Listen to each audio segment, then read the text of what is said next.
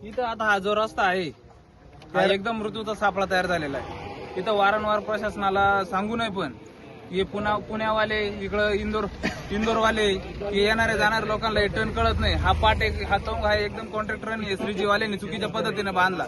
याची वारंवार माहिती आपण कोकाटे साहेबांना दिलेली आहे, खासदार साहेबांना दिलेली, उदय भाऊंना पण दिलेली, त्यांना व्हॉट्सअपला पण व्हिडिओ पाठवले सगळे. इथं दोन दिवस लय होते ऍक्सिडेंट होतो. आज सकाळी 6 वाजता ऍक्सिडेंट झाला. इकडे 10-12 लोक होते, त्याच्यामध्ये एकाचा जागेवरती मृत्यू झाला. इथं कुठल्याही प्रकारचं बाजूनी कोणत्याही प्रकारची सेफ्टी नाही. इथं बॅनर वगैरे काय लावलेले नाही. इथं पाणी शेजारी, इथं कॅनल आहे.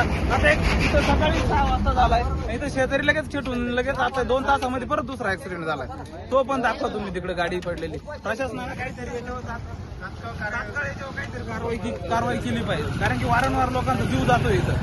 आम्ही वारंवार खासदार भाऊंना पण व्हिडिओ टाकलेले, आमदार साहेबांना पण टाकलेले, उदय भाऊंना टाकलेले. 3 दिवसात यांनी त्या स्पीड ब्रेकर टाकले पाहिजे. यांनी 4-5 ऍक्सिडेंट झालेले. प्रत्येक वेळेस मदत भेटणं असं काही सांगता येत नाही. मनमानी चालू आहे इथं. कुठल्या प्रकारची सेफ्टी नाही, काहीच नाही. पांचाळ्या सोमटाना हवे इथे आहे ना वारंवार ऍक्सिडेंट होते.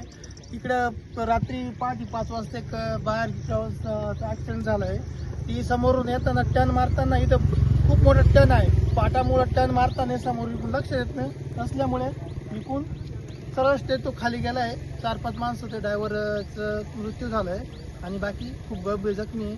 शासनाने या गोष्टीची दखल घ्यावी आणि याला पाठीमागून आणि पुढून पण स्पीड ब्रेकर कमीत कमी 2 स्पीड ब्रेकर पाहिजे, कारण की समोरच्या जो स्पीड मध्ये येणार आहे त्याला तिकून समोरची गाडी पण दिसत नाही, कारण की पाटाचा तोंगाची बाजू हाईट झाली आहे आणि इकून झालेलं वन इकून कमीत कमी साईडनं कड पाहिजे. 2 किलोमीटर सरळ करा बोललो होतो. हायवे सरळ असता तरी ऍक्सिडेंट झाले नसते.